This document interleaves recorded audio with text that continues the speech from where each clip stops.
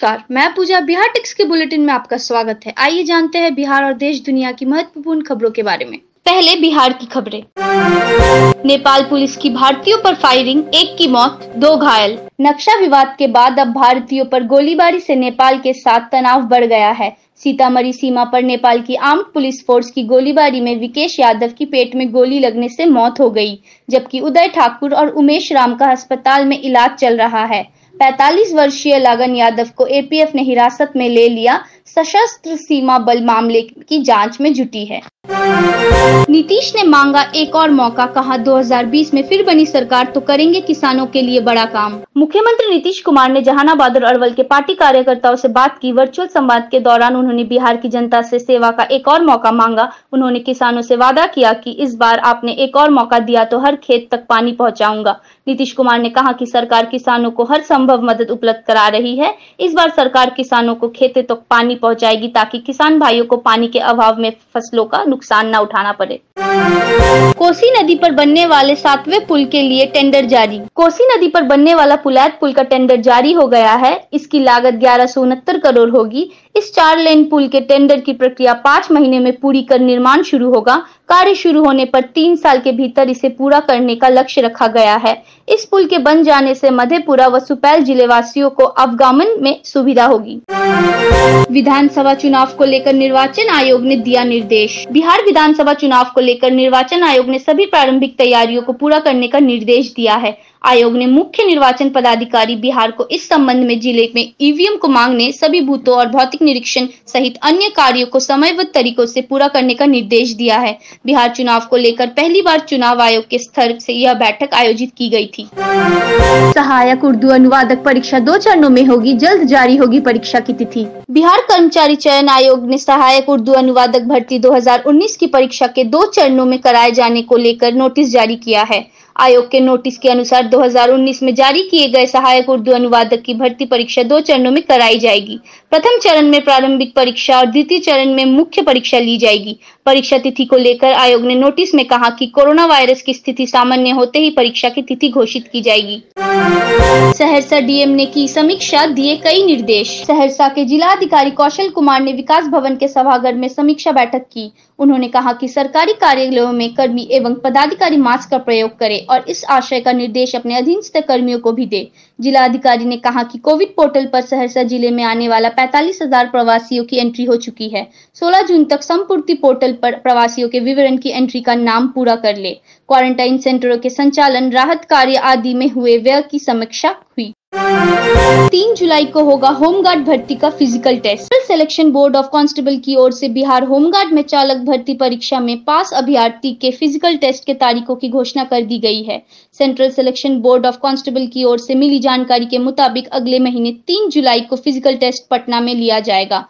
इसके लिए चयनित अभ्यर्थी 13 जून से अपना एडमिट कार्ड केंद्रीय चयन परिषद की आधिकारिक वेबसाइट csbc.bih.nic.in से डाउनलोड कर सकेंगे। प्रसाद पर लगे आरोपों का तेजस्वी और तेज प्रताप ने दिया जवाब। बिहार सरकार के सूचना एवं जनसंपर्क मंत्री नीरज कुमार के आरोपों को लेकर नेता प्रतिपक्ष तेजस्वी यादव ने कहा कि लालू प्रसाद पर जो भी आरोप लगाए गए हैं वे सब बेबुनियाद है। उनकी संपत्ति और जमीन को लेकर जो आरोप लगाए जा रहे हैं उनका कोई आधार नहीं है।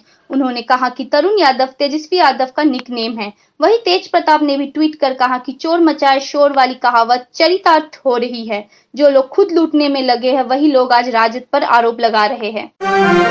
कटिहार एडीजे 6 के बॉडीगार्ड का शव संदिग्ध हालत में कोर्ट परिसर के पीछे बरामद, कनपट्टी पर लगी थी गोली। कटिहार व्यवहार न्यायालय के ऊपर जिला सत्र न्यायाधीश 6 के अंगरक्षक का खून से लथपथ शव संदिग्ध हालत में सहायक थाना क्षेत्र के नेपाली टोला कोर्ट परिसर के पीछे मिला।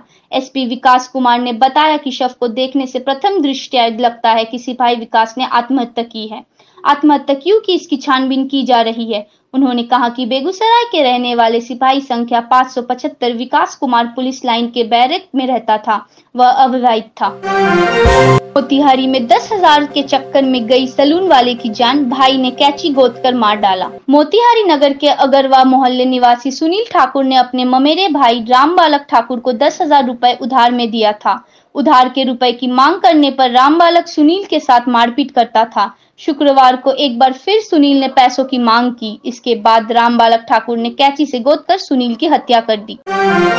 अब देश और दुनिया की खबरें।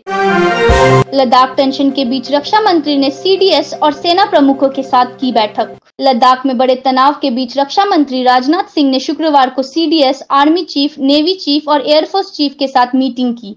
इस दौरान एलएसी के बारे में और मिलिट्री स्तर पर चल रही तैयारियों के बारे में चर्चा हुई। राहुल गांधी ने कहा, हिंदुओं, मुसलमानों और सिखों को बांटने वाले खुद को राष्ट्रवादी कहते हैं। कांग्रेस के पूर्व अध्यक्ष राहुल गांधी ने भारत और अमेरिका में पहले जैसी सहिष्णुता नहीं होने का दावा करते हुए शुक्रवार को कहा कि अमेरिका में अफ्रीकी, अमेरिकियों एवं अन्य लोगों और भारत में हिंदुओं, मुसलमानों और सिखों को बांटकर देश की बुनियाद कमजोर करने वाले खुद को राष्ट्रवादी कहते हैं।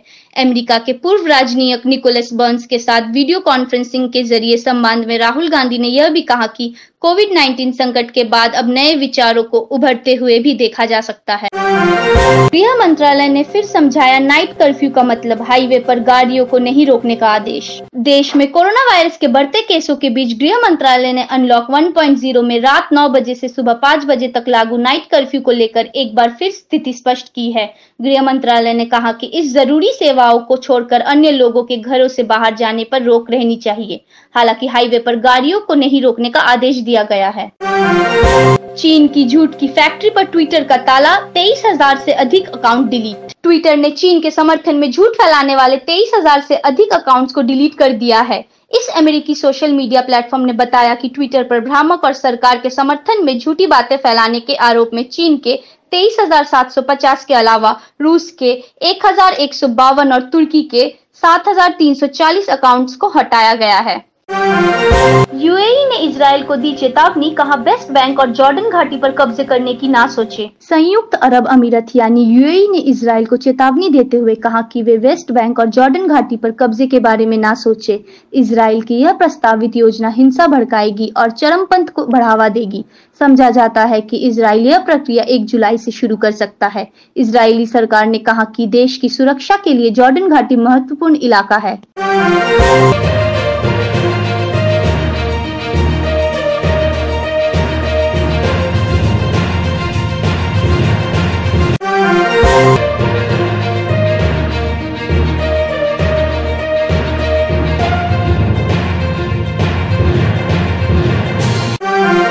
ऐसे ही महत्वपूर्ण खबरों को जानने के लिए देखते रहे बिहार टिक्स। अगर आपने हमारे चैनल को सब्सक्राइब नहीं किया है तो उसे सब्सक्राइब कर ले, उसे लाइक और शेयर भी जरूर करें और हाँ, हमारे फेसबुक पेज को भी जरूर लाइक करें।